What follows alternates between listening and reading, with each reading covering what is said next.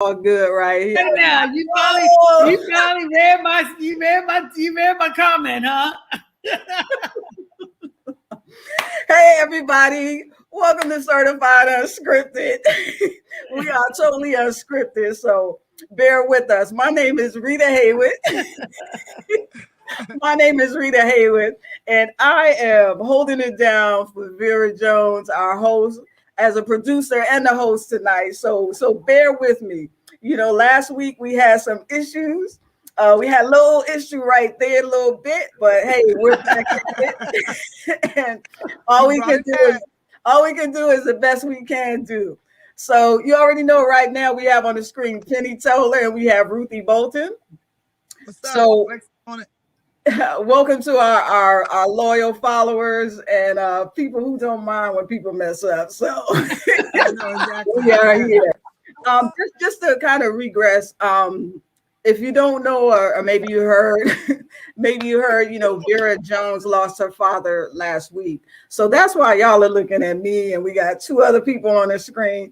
I'm not the greatest. I don't know everything, but hey, I'm trying to make it happen.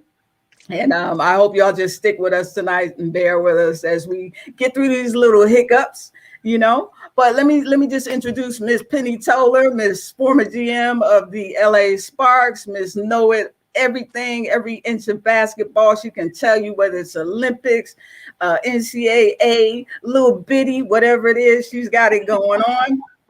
Penny Toler.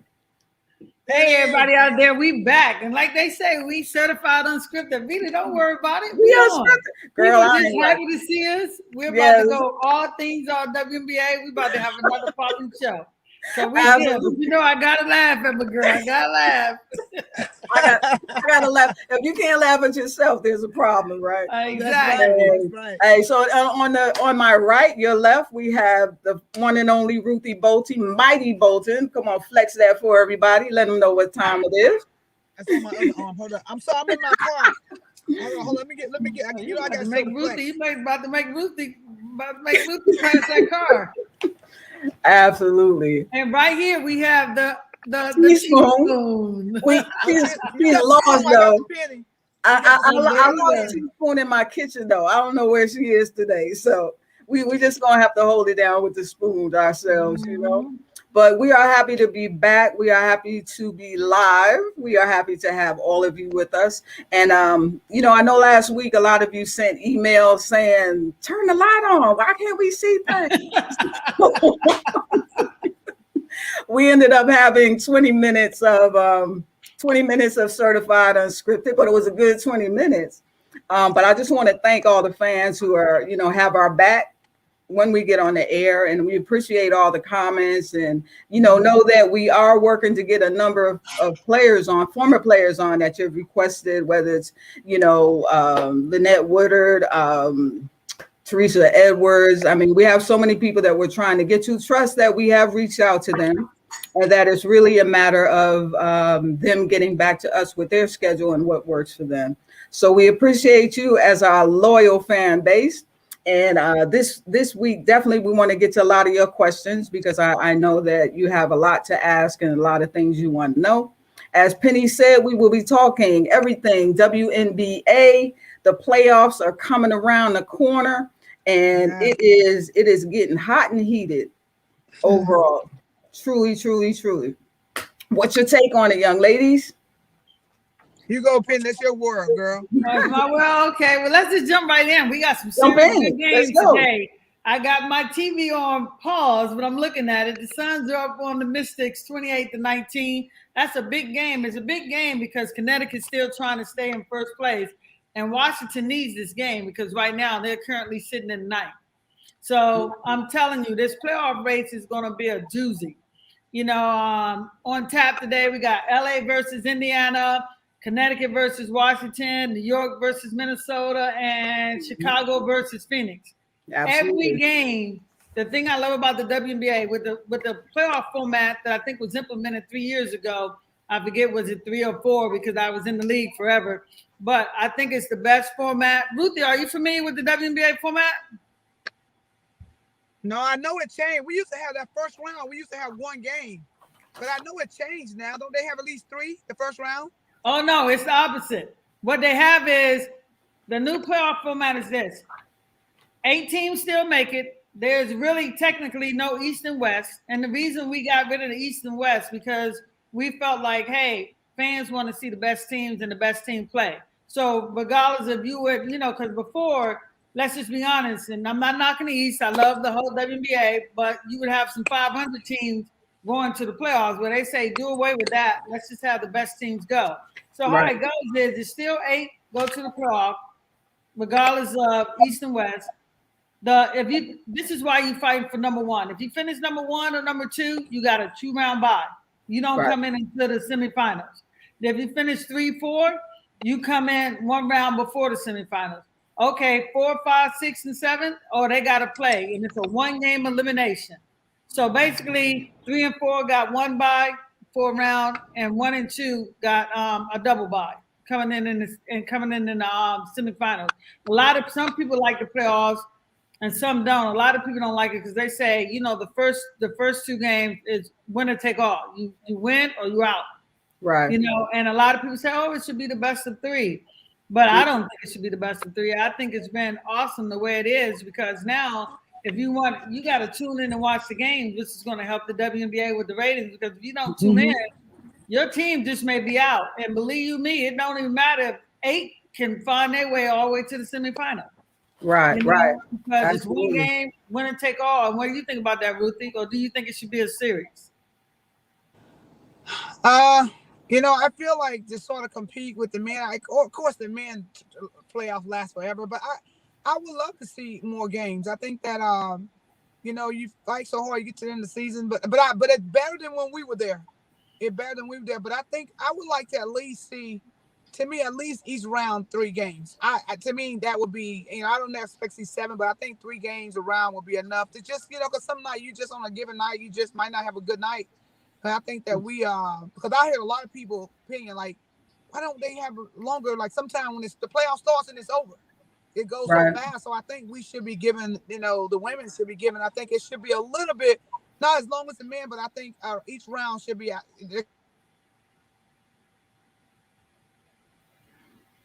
We lost her sound. Yeah, we lost her sound. Yeah. We lost you for the last part of what you said. What was the last thing you said? Yeah. I just said, I think 3 games, at least 3 games around, and maybe the last one 5. That's my take. Right. Mm-hmm. Absolutely. Like I told you, I like it. I like it the way it is. Did I say bring your 8 game? Is anybody game in the first round? Right. That's a good point. I like that. I like that March Madness feel because it creates that sense of urgency. Yeah. Right. I like the way it is. Like right now, think about it, Ruthie. When we played, mathematically, this to be true. Teams are never, they would never confess to this, but it's true. Mathematically, once you made the playoffs, people would start resting their players. Where at the bottom, they would have need the top team to beat somebody, but they just say, oh, we're going to rest our players and lose the game. But now with this format, look at it. Even though, it's Connecticut, Las Vegas, Seattle, and Minnesota right now in those first 4 spots. But two games separate Seattle from being number 1, I believe, right now. And 1 game separates Connecticut and Vegas. You got to keep playing to the end because you want that number 1 seed. You want that double bye. Even if you got the 2nd seed, if you can get the 1st seed, you want that seed because you want home court advantage. So now, guess what? While the bottom is still struggling to make the playoffs because it's anybody guess for 7 and 8. All those teams are just 1 game apart from each other. But now the top got to keep playing and keep winning games in order to hold on to their spot. So I like it because it makes everybody play to the end. Nobody can't rest. And if you're in the first round, bring your A game. You know what I'm saying? Right. Absolutely. Yeah.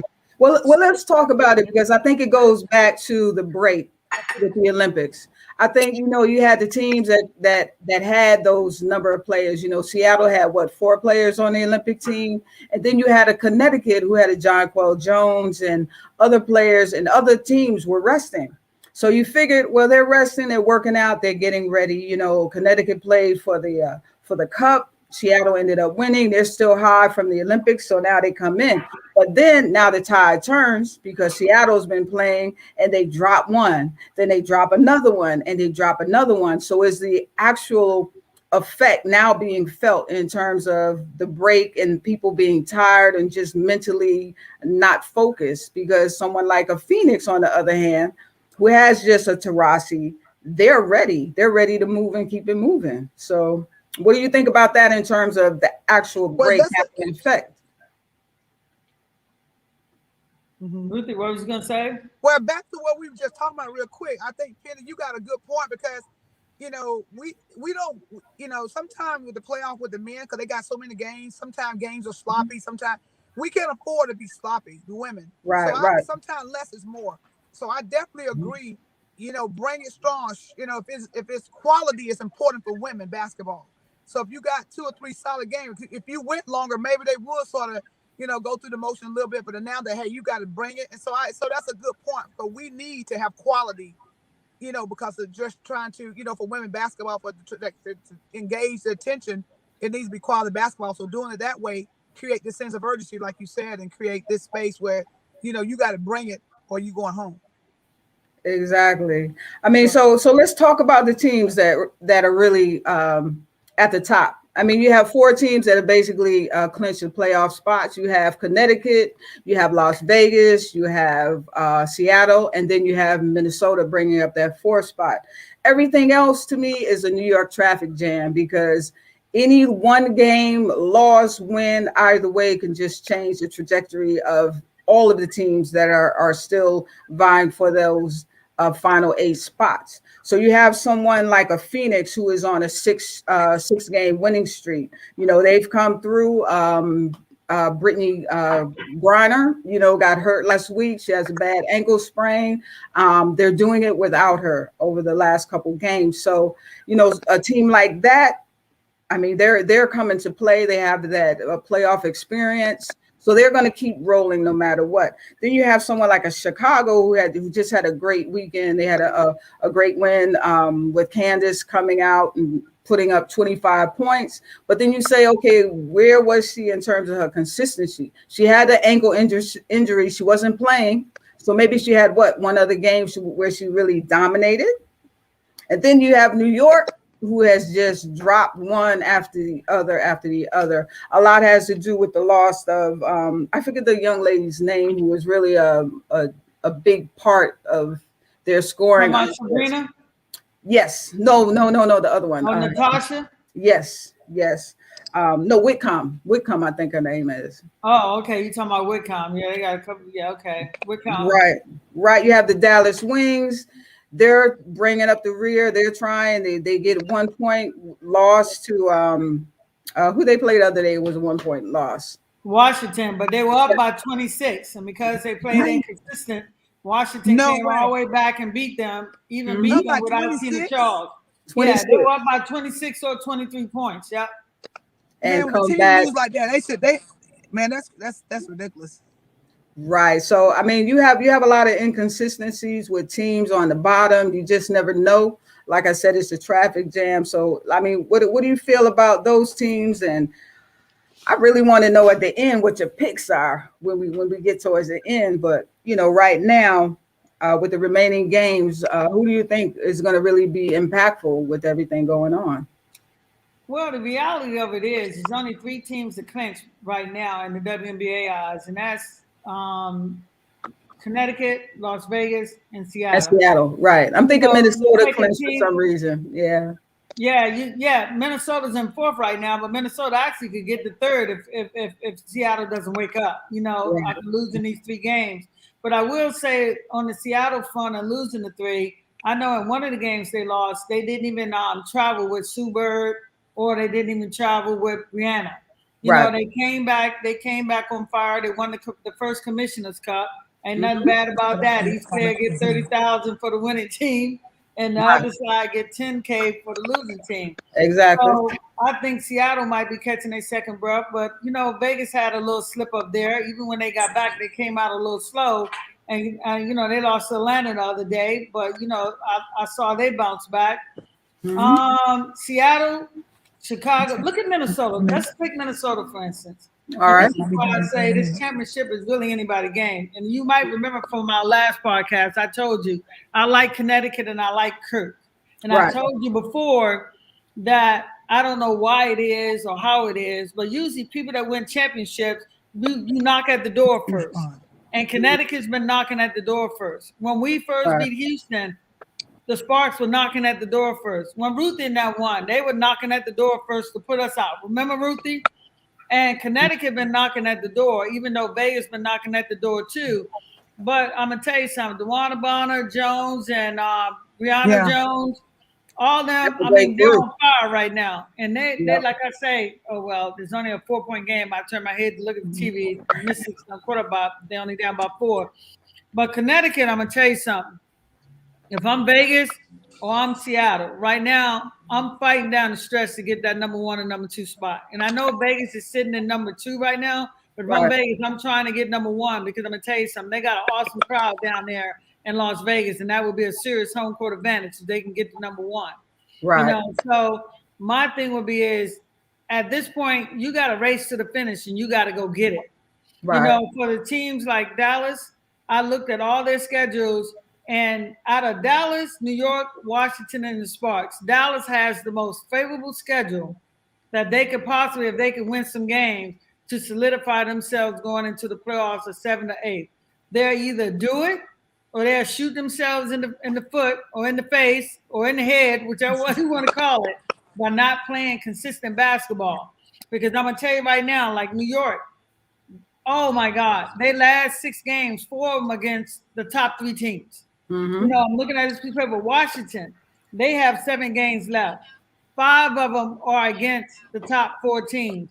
The Sparks, they have 6 games left, and 3 of them against playoff teams. So the Sparks, now that they got Chrissy Tolliver and Necker back in the lineup, Shanae was back in the lineup. She was out. Tolliver didn't play the last time. They got to fight to the finish. And I'm going to tell you something. New York got to wake up because I think New York's on, what, a 6-game losing streak? Yeah. You know, they got to find that second gear because I'm going to tell you right now, if they don't find that second gear, they're going to find themselves out of the playoffs. Exactly. Themselves out of the playoffs. And what they have one more home game, I believe, this week actually, and then they hit the road and that's it. So they have to wake up. They're in a good position in terms of everybody is still trying to josh for the spot, but they Look have who they got left. I'm gonna tell you who they got left because I wrote it down because it's so close. Okay. They playing Minnie today, and Minnie's on fire. You know what I'm saying? Minnie's on fire, even though they're trying to find some rest for Nafisa Collier because I hear she has plantar fasciitis, but they on fire. And they know that if Seattle keep losing, they could get the 3rd. So I look for them to play. That's going to be a tough game to win. And definitely a tough game because it's in Minnesota and they're on a 6-game losing streak. It's going to be tough. Then after that, they go into Seattle, who we can already said dropped 3. Right. So do you seriously think Seattle's going to be looking to lose at home? I don't think so. Right. Then they go to Dallas. No. Okay, here's another team fighting for that playoff spot. And then they finish up with Connecticut. Connecticut know every game count. And then they finish up with Washington. I'm telling you, New York got a tough schedule. It's going to be tough. Absolutely. They got to get it together. And they got to find, Langley got to find the one that was playing at the beginning of the season. Sabrina got to bring it. And then, Natasha has been, I'm talking about, she's been a bright spot since she's been there. But they can't seem to put that victory together. Right. I mean, what's the thing that stands out with each team to you in terms of, say, someone like the Wings, the Dallas Wings? We talk about them. They're young, therefore they're very inconsistent, but then they show sparks of greatness. Mm-hmm. And, with the Liberty coming in and other games that they have, I mean, what do you think Vicky's going to do in terms of just even who she starts, because she's kind of been mixing things up. In my opinion, she's like, all right, this one is playing well, let me put him in that starting spot. That one is playing well, let me put him in that starting spot. Sometimes you have to go that way because the energy isn't there or it's not feeling a certain way in terms of, the game. So I'm going to jab at it real quick and then Penny take it. I think sometimes too, when you're just trying to find that group of players that committed to playing, you're trying to find that group of players that gonna in it to win it. You got players sometimes they get comfortable starting. Hey, you go through the motions, but hey, you're on a professional team, and I can to me, I think that's a good thing. Depending on you, you can't go 5-5. That'll be great, but you got players. Hey, we need the players that gonna step up. If you ain't stepping up, then we're gonna look at somebody else. So I think that could be a good strategy because those players, when you're on the bench and you just playing another player because they starting or they have they might be considered one of the best players on the team, but if they're not performing, hey, let me play. I'm I want to play too. So I think those teams can be dangerous. I know they might be inconsistent, but you never know which night they just gonna just tear up. That's gonna everybody gonna show up to play. So I think in some aspects that's not bad, but we'll see down the stretch. And obviously it seemed like like Penny was talking about the veterans teams, and I just think that Connecticut. I don't know why I think that Bonner. I just she's a player that she's a baller. She know how to win. She know how to play down the stretch. I think Connecticut is going to be really a powerful team. Right. Definitely. I think also, well, for me, for some reason, I just feel that Washington is going to wake up and, they're still in it right now. What spot are they in? Let me just check my notes. They're in ninth. They're in ninth. I think that they have the experience because you look at the things that they're doing. Tina Charles isn't even playing. Della Don isn't even playing. So once they get rested and they get healed up, I think that it's just going to be a different story because they are a veteran team. They know how to win. They have the experience. They've been in the situation before. So if anything, they know how to really kind of say, all right, we're going to let this group, I'm going to rest while y'all take over, make it happen. And then they're a stronger team overall because they do that. So I mean, I just like them for some reason, Well, I'm going to say a Boca Lupo on that, and that's good luck in Italian. I think Washington has a lot of talent. I think if they can put it together, but as far as getting healed and get rested, you at the end of the season, I'm hoping all these games that Tina Charles has missed, that she's coming back at some point. They have a very tough schedule down the stretch.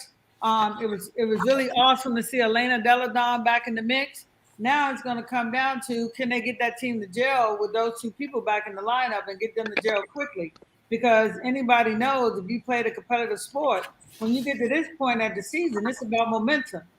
And if your momentum going down, you better, I'm telling you, you literally at the snap of a finger better be trying to snap it to turn it around because, Washington, I think they got a great coach in Mike Tebow, but at the same time, this playoff race is going to be coming down to, winning some games and getting some momentum. I will agree if Washington can get in. I think if they can get in and get to a new season where everybody's 0-0, I think they can cause some damage.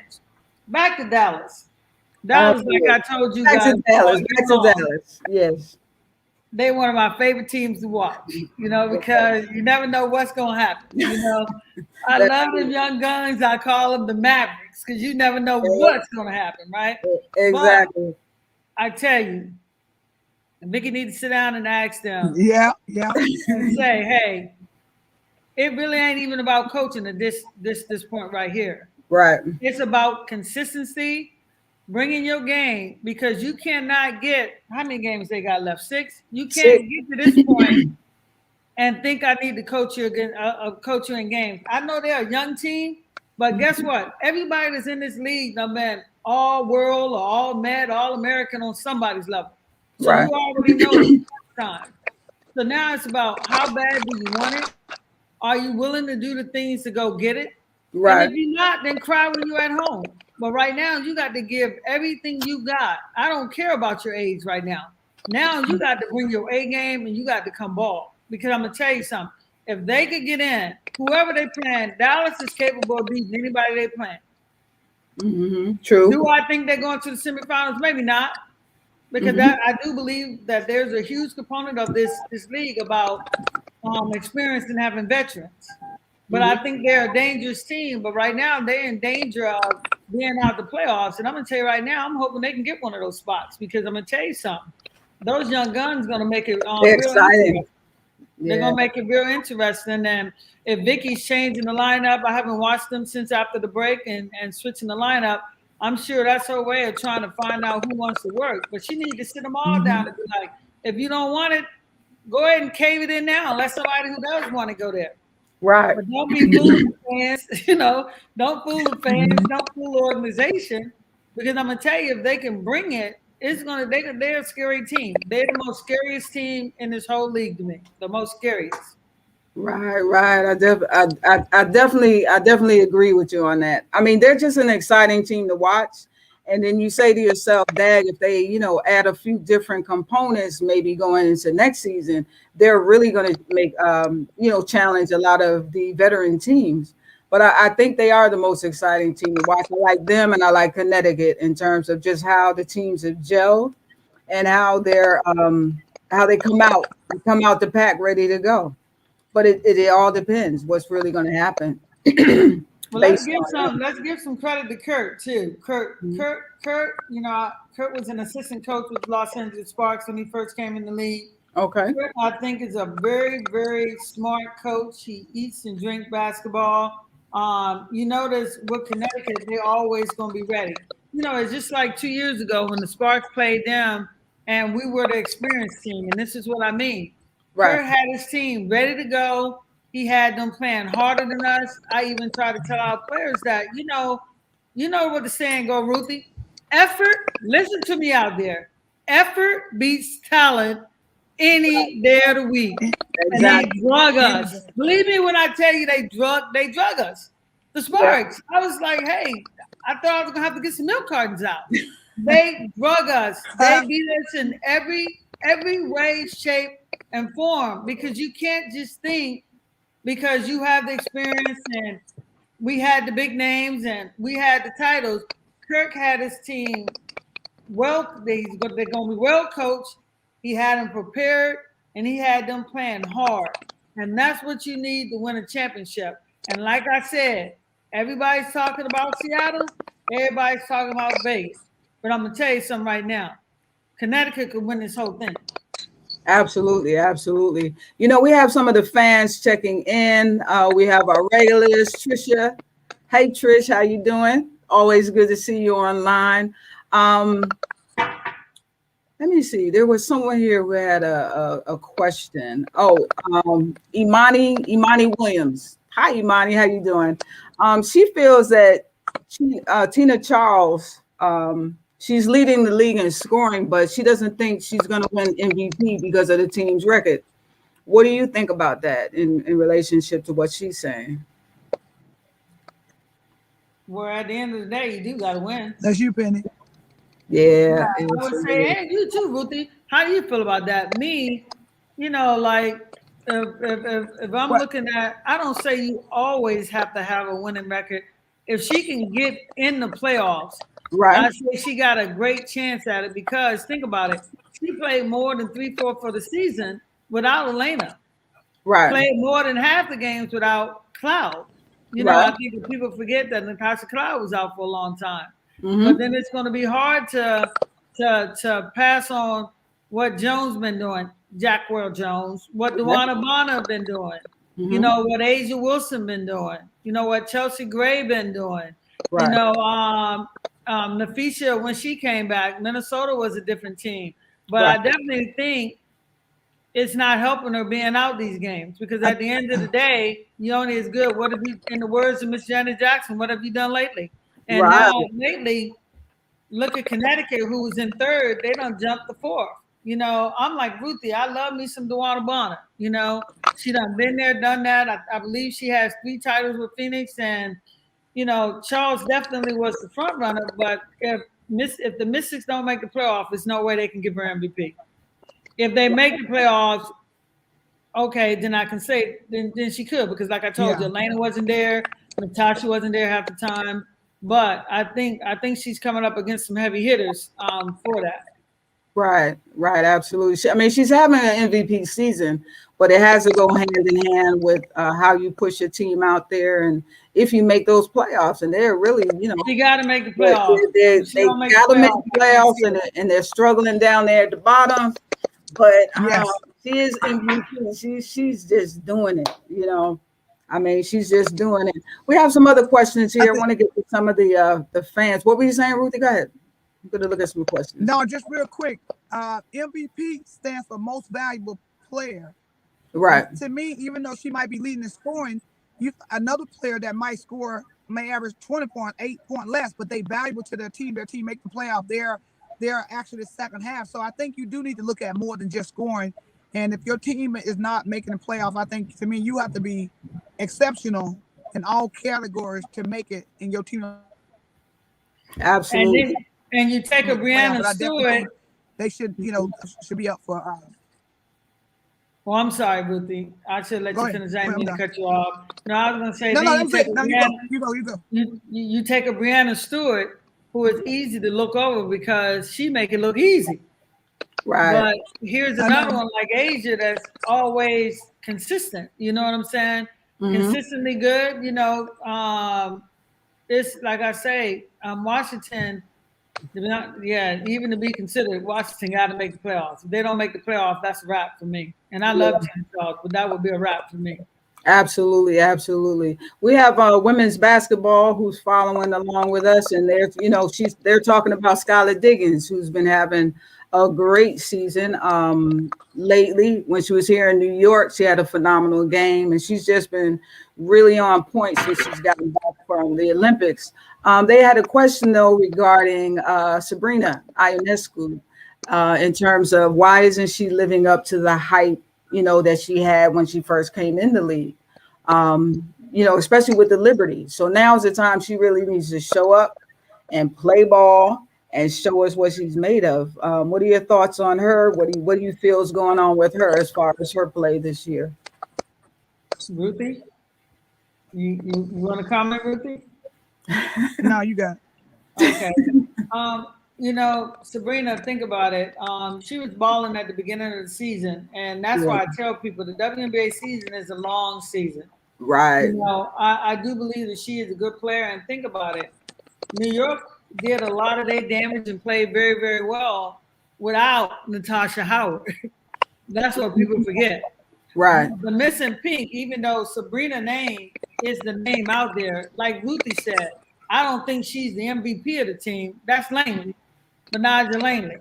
Now, her play has changed from the beginning because now teams can focus on her. They've been homing in on her. I guarantee if you've done a points or rebound thing, her stats have gone down. I say she needs to find a way and flip that switch because in the beginning, she was making a lot of things happen. And remember, Natasha wasn't there. She got her, the first game, I believe it was. Right. Now Natasha's back playing well. Maybe it's like a little confusion trying to get that to mess. But New York definitely got to find a second gear. As far as Sabrina, I think Sabrina is a good player, but this ain't no easy league to play in. You know what I'm saying? And you still got to realize, New York's a good team, but there are some other teams that are much talented, has more talent than them. Right. I do hope for the season that they had that they might could get in. But of course, I'm hoping for some other teams to get in too. So that don't mean that. Definitely. That don't mean that. But I wouldn't put this score on Sabrina. To me, Benaja Langley needs to play better, and she's capable of playing better. And I'm not doubting her, but she was the difference in the beginning. And like you said, Whitcomb was playing well. They need to win a game and win it quickly.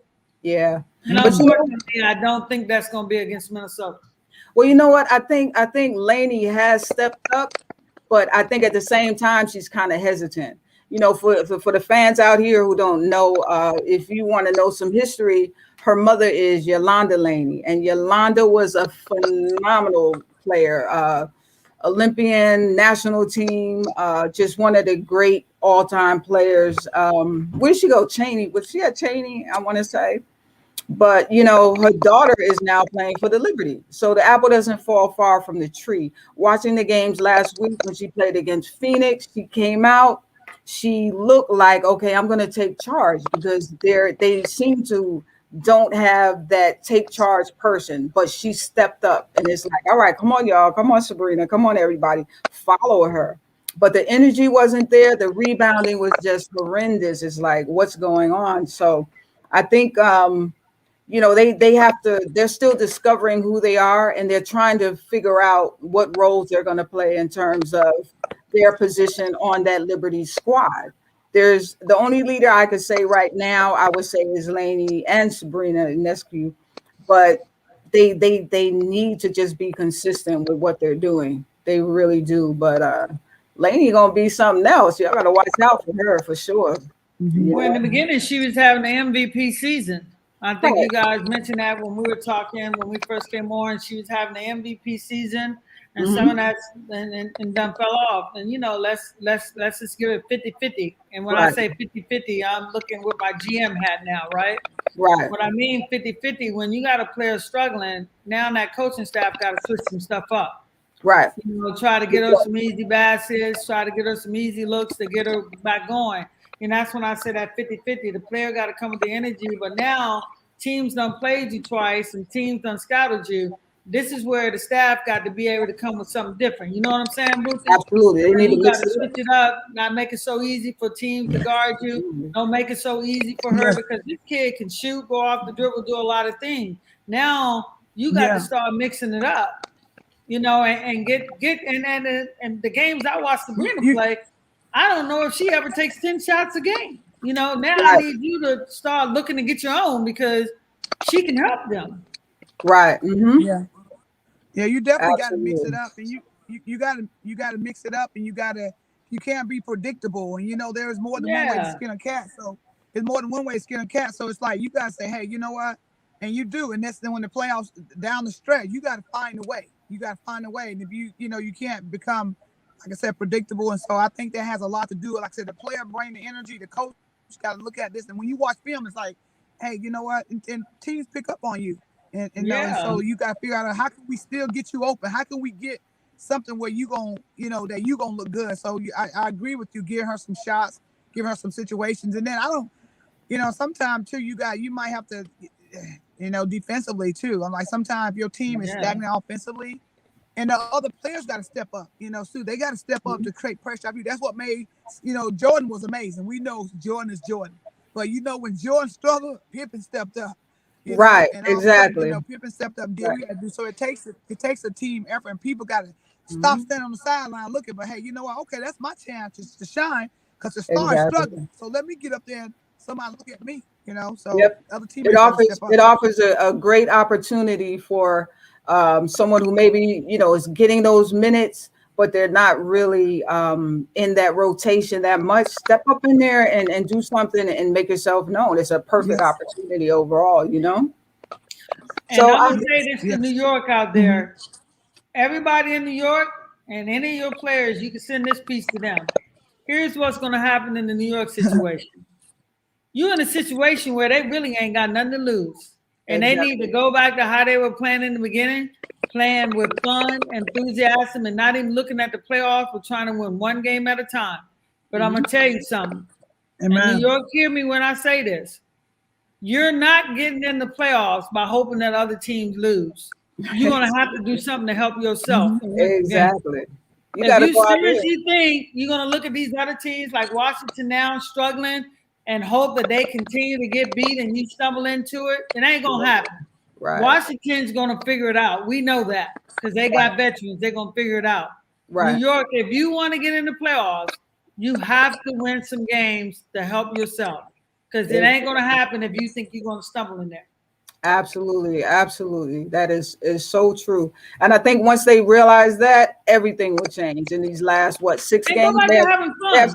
Right. Just have fun. Go for it. What they have 6 games? They were having fun in the beginning. High-fiving, running around, hitting buzzer beaters. It's amazing when you get that first loss, that second loss, that third loss. But New York, I'm going to tell you something. If I were the coach in New York, I'm going to tell you something. I'll be going in this game and we about to play some street ball because I'm going to tell you what it's about. Having fun right now for that team because they're capable, but they need to go back and have fun. Don't think about the race in the beginning when they didn't have nothing to fear, nothing to lose. They were playing looser. Now they're playing tighter. Every ball, when stuff don't go their way, as a GM, look at their body language when stuff don't go their way. Absolutely. No, you know how it is, Ruthie. You got to stay up. You got to stay up. That's the difference. I know you're saying with this, that's the difference that a veteran got to step up and say, hey, guys, it's just a game. Calm down. Let's go back to the basics. Let's figure out something. You need one thing to change. You get stagnant. Everybody pointing the finger. Okay, what do we need to change? And most time it's the mindset. And it could be a lot of blaming after who, she didn't do that, she didn't do that. But it's like find a way, say, hey, this is, so they got to go back to the drawing board and say, hey, look, what can we do to get back? Or you need that one. Don't worry about, how can we need some back-to-back plays. We need some back-to-back plays. And then now that's going to fuel your engine. And now, because when they get that one win, they're going to like, oh, I know what winning feels like. But now they're all professional. They got to shift the atmosphere in their mind and say, hey, you know what? Let's go back to the basics. We know how to win. Let's just stop pointing the fingers and figure out how to do it together. Right. Yep. And watching the games last week, during the W25, they had the anniversary game. So they had 3 games at the Garden. They just look very constipated as they play, as I would say, constipated, meaning that they're moving. Wow. Why do you have to say that?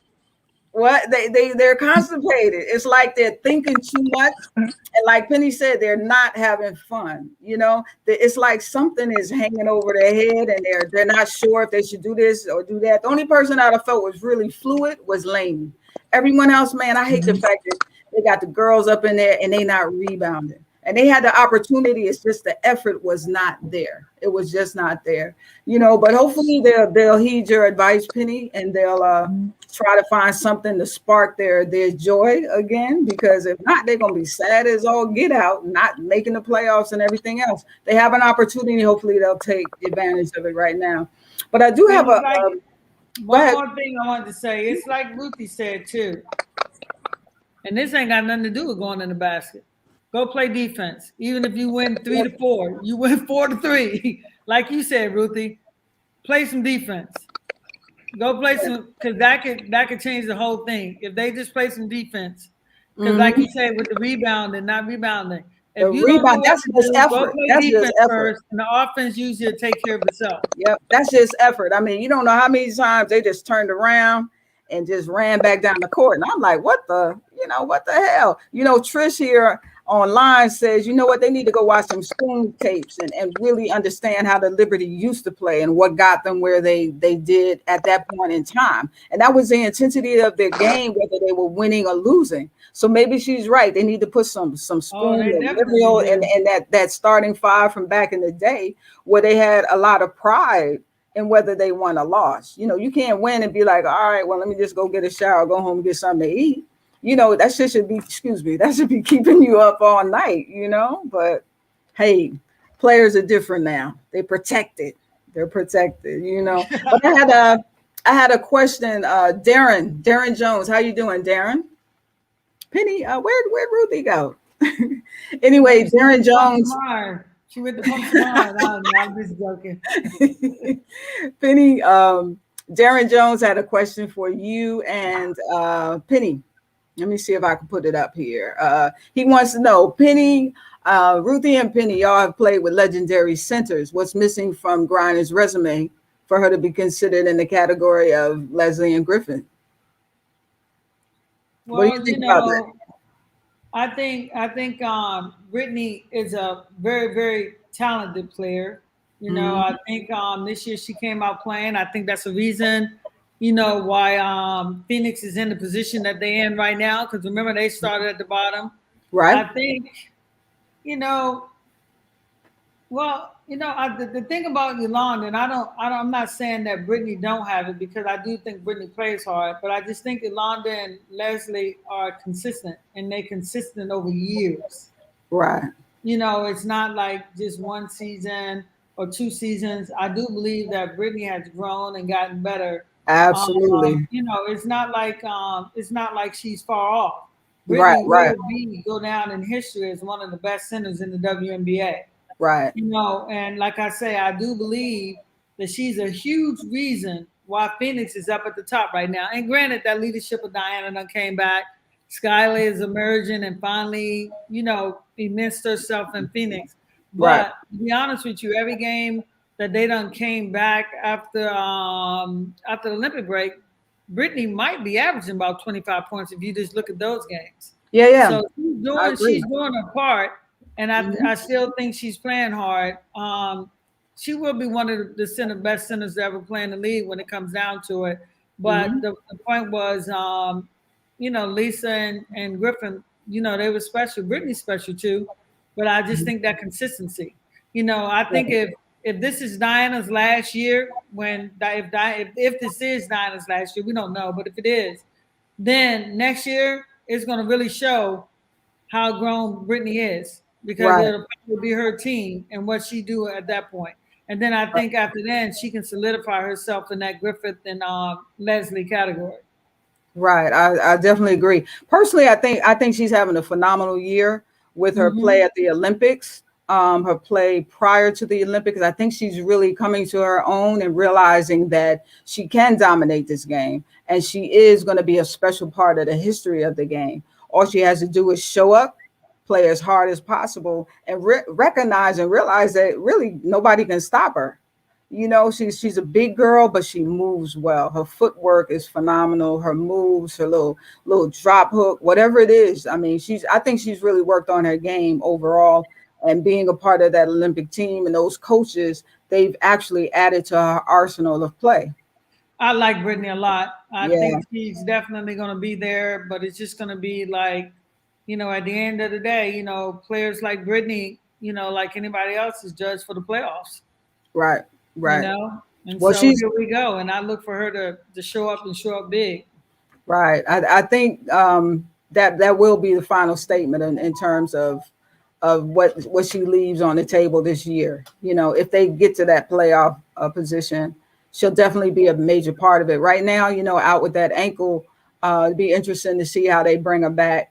But the team is still winning without her. So that speaks volumes, to all the other players overall, Yeah, well, they just won one game. Like I said, Brittany was averaging, like I said, somewhere between 25 and 28 points after the Olympics.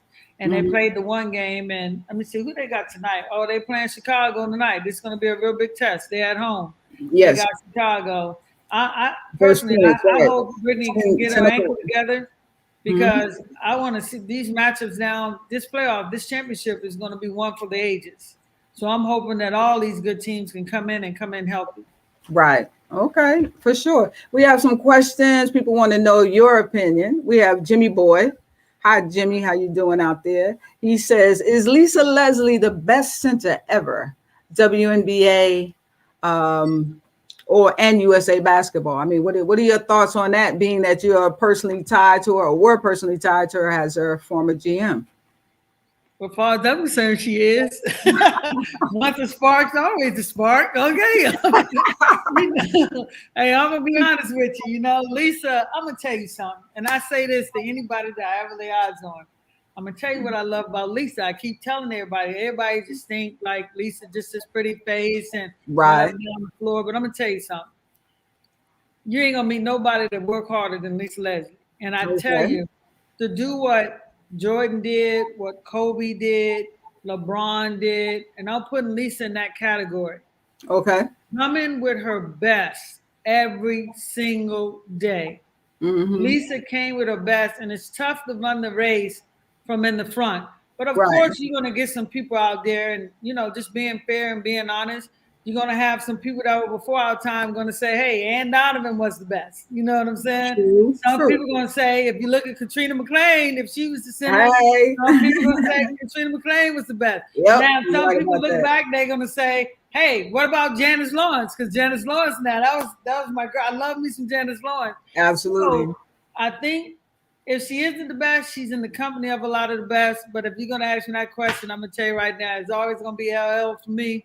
So, like I said, that's a biased opinion, but you have Ann Donovan, you have Katrina McClain, you have Janice Lawrence. I'm trying to think, look at it now. You got Sylvia Fowles, Sylvia's right now. Sylvia Fowles. Absolutely. You got Griner, but Fowles most definitely, So she got some stiff competition in there, and that's just a matter of preference. And, of course, my preference is double L all day.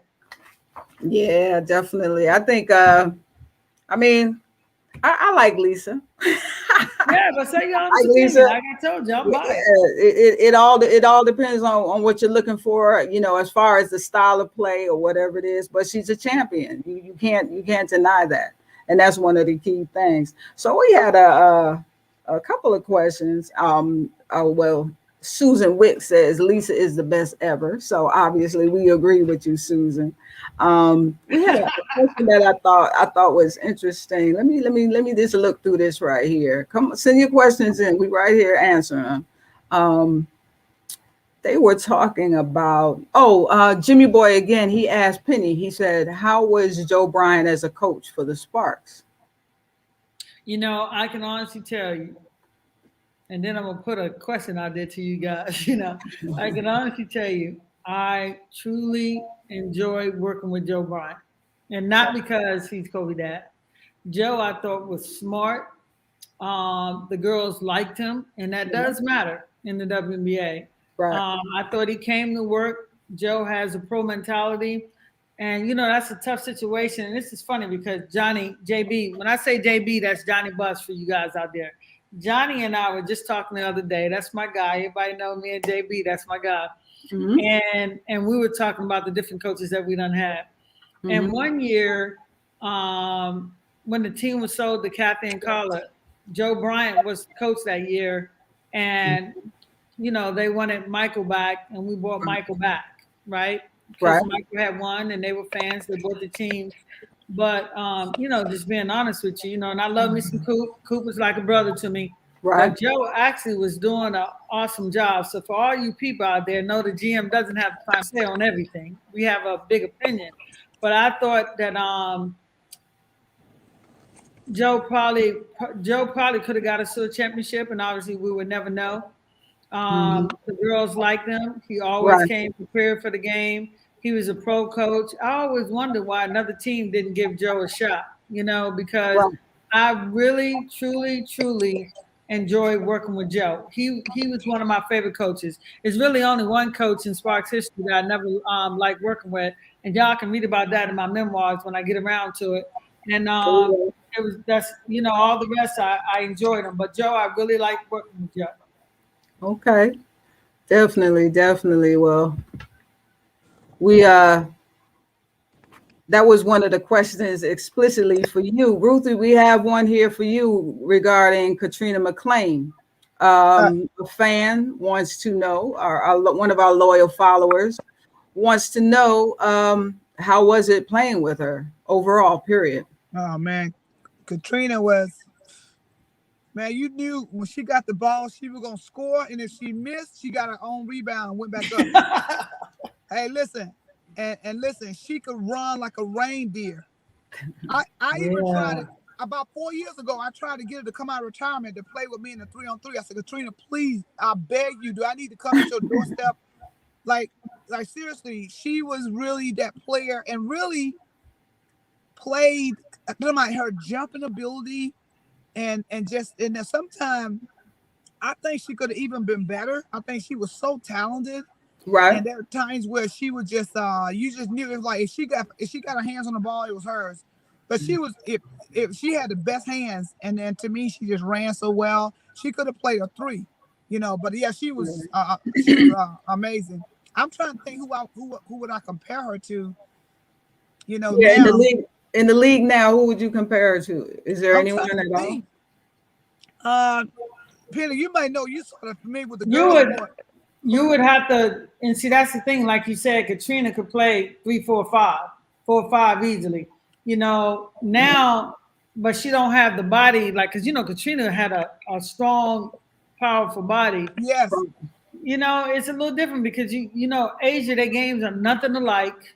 You know what I'm saying? But can move around like that. I'm talking about Asia Wilson now. Stewart, it's a different center nowadays. And when I say a different center, you talking your Jackwell Jones. You know what I'm saying? Like people that can, this is why Brittany is different. Brittany's tall, but thinner. I really don't see Katrina Game being no close to nobody in this league. I would have to think about that one because she was just so good.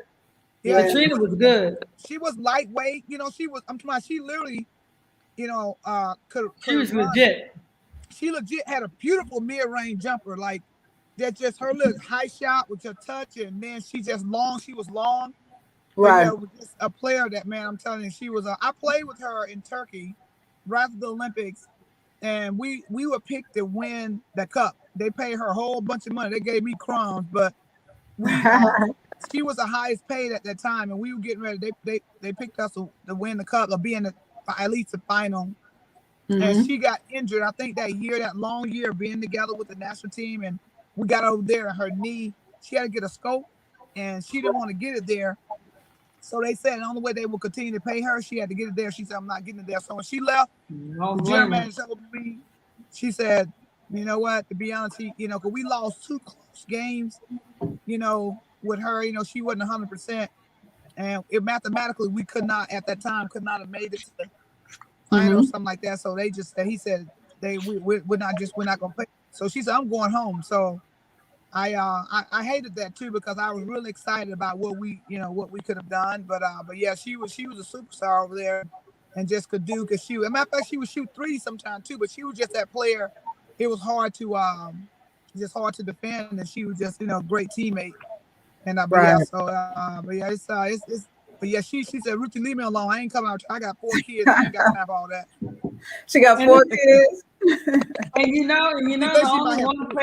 the one player that I say that, obviously Katrina's in the class by herself. I want to say that first. But there's only one player, when I think about it, and she's not even playing in the league, that I would even compare to Katrina. And you know who that is? And that's a foreigner. That's Isabel Fizikowski. I would compare. It had that same nice. You remember Isabel Fizikowski played for Cleveland? Yep. She had that same nice, big, beautiful build. You know what I'm saying?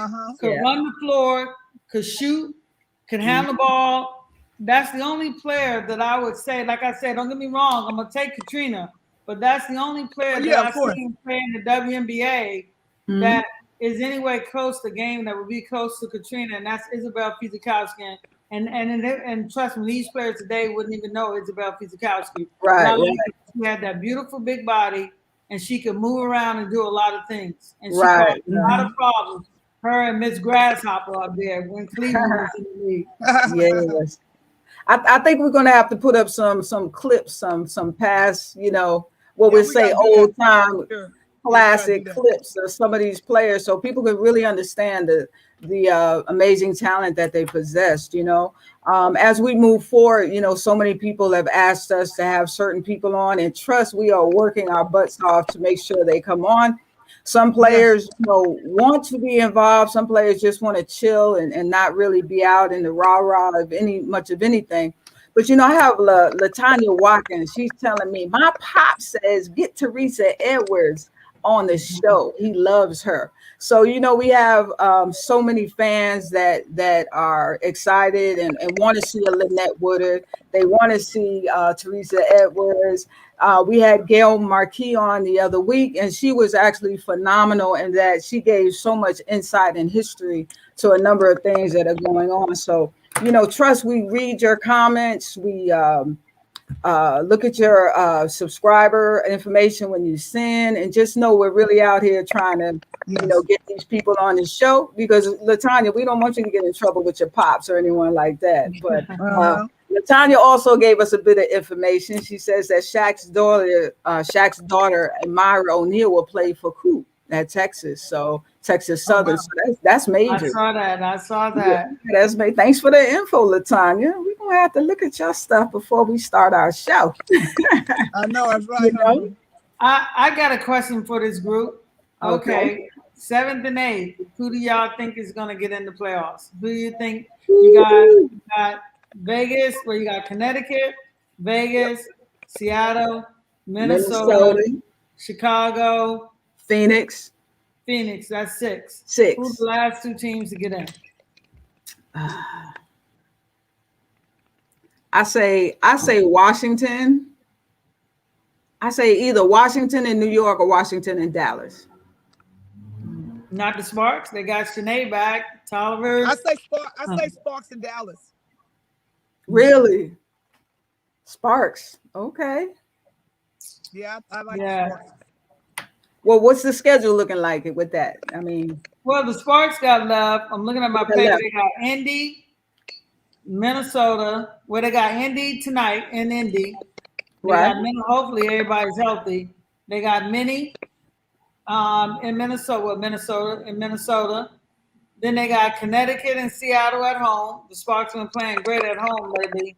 and then they got Atlanta and Dallas away. They only got like 2 home games left, and that's against Connecticut and Seattle. That's a sweet walk then. So yeah, no, that isn't a sweet walk. It sounds like Minnesota's fighting for a spot. Connecticut and Seattle still gonna be fighting for number 1. That's true. Atlanta, they might have been tainted in by then because it's next to their last game, or maybe not, because you always got a spoiler. The spoiler. Yeah, Dallas. If Dallas don't take care of their work early, they're gonna be fighting to get in. But Ruthie, I agree with you. Those would be my 2 too. But but I'm gonna tell you, out of all them, I think it's gonna be tougher for New York. Because on all those other 3, and Dallas has got the most favorable schedule. But Washington, they do have experience and they could get there. But I'm never gonna bet against the Sparks. Hopefully they can make the playoffs. And y'all already know I love Dallas. So. Mm-hmm. Absolutely. Well, we're going to wind things down. We want to thank everyone for tuning in tonight and being a part of our show. Do trust. I'm getting more fan mail coming in. They're asking for Katrina, and please bring her on. And trust, like I said, we are looking to do that. We want to thank all of you who have sent up prayers and sent messages for Vera regarding her father. She genuinely appreciates that, and we will relay those to her. But in the meantime, we hope to see you next week, God's willing. And we thank you for tuning in tonight, because we are certified Unscripted. Yes. Good night, everyone. Have a great week. I got a message. What's that? Got something to say. You cannot change your past, but you can start today to change the outcome of your future. Hey, God bless. On that note right there. Great lesson, Ruthie. Great word. Thank you. We'll see you next week. See you. Peace out.